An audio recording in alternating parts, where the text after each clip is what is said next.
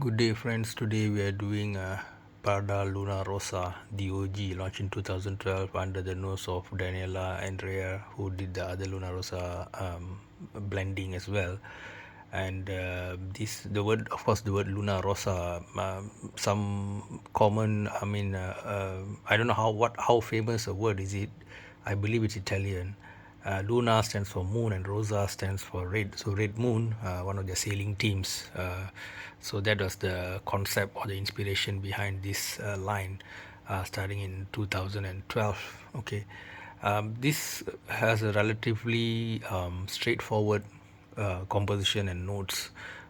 It opens with bitter orange and lavender, and then you've got mint, clary sage, and they finish it off at the base with ambroxan and ambret, which is a plant-based musk substitute or kind of a musk light, if you will. Okay, this perfume, interestingly enough, I don't think I'm the only one.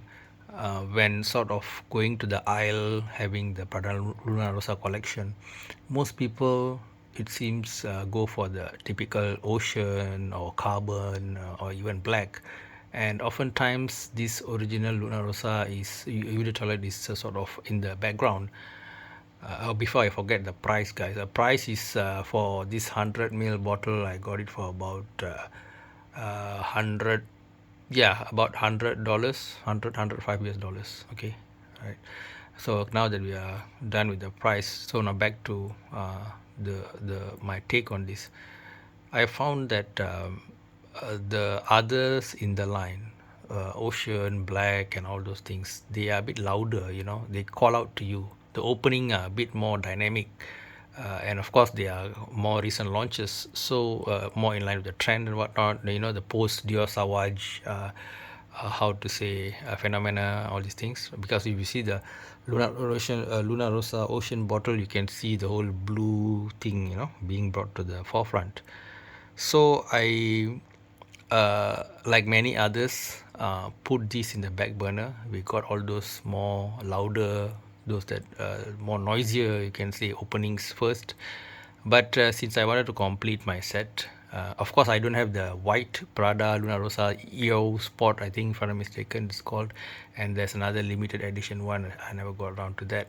Well, I have what I have. Okay, this at this point in time, these are the ones that are available, and this was in the background because, as I mentioned earlier, the reason for it being a bit more subtle and whatnot. However, having said that, upon smelling it, and also after having some experience with the others, this was like, how to say, a kind of a pleasant surprise too, because it's got some of the vibe of the others, but in a more subtle way, in a less noisy way. And you might want that for more calm days, where you are just doing some simple chores, and you would want to be too loud or too ostentatious. So this perfume sort of does that job well. Let me give another analogy. In your workplace or your school, college, you might have some friends, colleagues who are very noisy. They're always wearing some radical stuff or doing some weird antics, a clown of the class, all this kind of thing.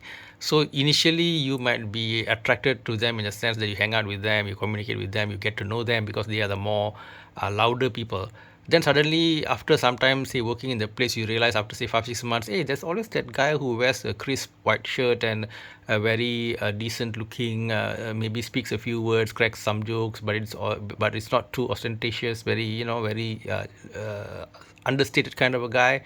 Yeah, these are all what we call, what's the how can we portray it in words, like slow burners, slow killers, or not killers might be negative word, a slow, how to say, slow evolvers, maybe you can say that, slow evolvers, meaning you sort of appreciate this thing over time, the subtleness of it, the way it's molded in a way that it's not too brash and loud. Okay, so this definitely, I see this as being something people sort of evolve towards, right? So that is the thing. And of course, in terms of compliments, over time, I've heard, people saying, yeah, girls like this, it's, it's something pleasant, something nice. Yeah, I guess for those people who buy perfumes for the opposite sex and whatnot, how I would portray this perfume is that maybe as a young girl you are more excited by all those biker dudes who might be wearing Prada black, all the sportsmen who are wearing Prada Luna Rossa Sports or Ocean, they have that whole loud thing coming off, all kind of different notes, exciting stuff. Then after some time, you want to settle down with a regular guy, dependable guy, more predictable life, but at the same time, you want the guy to be well put together, well groomed, pleasant. So then this is the kind of perfume he'd be wearing, a kind of a calm, dependable, no drama person. They would wear this. Okay. So whether if you ask me what marks to give these, high marks or low marks, I would say it depends on your lifestyle, the kind of image you're trying to project and all that. But having said these things, the word safe come to mind. This is a relatively safe perfume. It wouldn't very unlikely to divide opinions, right? They're not like the ancient YSL Kuros with the so-called urinal vibe about it and so on. There's some perfumes which can be very, the red tobacco, man, that was like, for me that was like a Mansera red tobacco was like a woo, that can really make things go in various directions. Well, at least it'll make you an interesting person, I guess, loved or hated, either way. So to me, I think I'll give this a 3.5 out of 5. But it's quite possible that as I use it longer and longer, the marks might go up, right? Because it's like a slow burn kind of a perfume.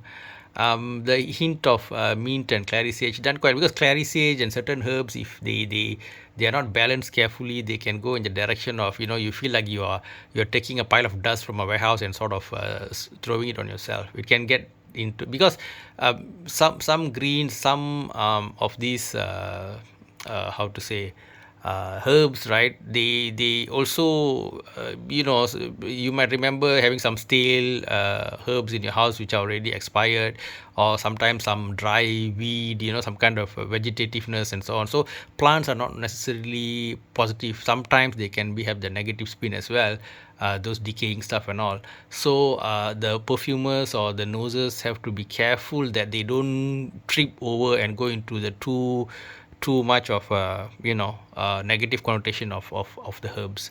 One example I can think of is, I think the H24 had that kind of a warehouse smell to me. Not only were the notes very little, which is this perfume as well has little notes, but it also had a bit of a, maybe, but it might be ahead with time, H24, because how to say, certain perfumes people start to feel them much later, so this maybe time will tell. Okay. But yeah, this is not my favorite, although it's quite on the higher side of the pricing. And then if you're talking about herbal, I can't often remember, does this have clary sage in it, this one? But it certainly has the herbal vibe, and but this is a bit strong, the herbal one. This one, the Luna Rossa OG means what? Original Gangster, the 1991 album by Ice-T, for those who know, right? So yeah, but in this context, we're talking about the Pioneer perfume, right? So here, things like ambroxan, things like this mint, clary, everything has been blended in a very subtle, low key way, so that you come off very pleasant. Okay, unless your body chemistry or your skin sort of reacts in a different way with the herbal contents, giving off whether a better or a worse scent of you. That's a different story. Of course, you have to test and see, right? So go to your local Prada boutique, check it out, spray it on your skin, take a walk around, right? And I would sort of recommend you test out the others first, then come to this. Yeah, I think that'll be, if you smell this first and smell the others, you're gonna buy the others. It's human nature. It's like the others are like more colorful, loud, bright, right? Naturally, we sort of our first response is to go to that. But after you've had your all that loud party drama things, then you smell this, then you'll say like, this is like a welcome calmness, after all the storm of the other things. So that's my suggestion, guys. So with that, I sort of conclude my review of this Prada Luna Rossa original one, 2012. And soon I might do a sort of a comparo video of all the Luna Rossa in my collection, of course excluding, as I mentioned earlier, the EO Sport, which was I couldn't find it, and then the other limited edition I heard about, which also is not around. So I will probably just do what I have with me as of now. I'm not sure when the next Luna Rossa will come, but we all wait. We all are waiting in anticipation as well, because this line I find that pretty much almost, yeah, I would say all of it. None of them are really repulsive or something that you really don't want to buy. All of them are quite nice. It's just a matter of whether they're sort of average or great kind of. That's the balance you want to go in terms of your choice. And the other one major so-called gripe about this is that some collectors say that certain perfumes in this line have how to say, excessive similarity with certain other popular branded perfumes. Case in point would be Luna Rossa Carbon or Ocean, having a lot of Dior Sauvage vibes. Okay, so with that, Scenthound will wrap up today's talk on the Prada Luna Rossa OG. I hope you enjoyed this talk. Share some of your experiences with the Luna Rossa if you have any. Otherwise, take care, guys. Stay safe with much love from Scenthound.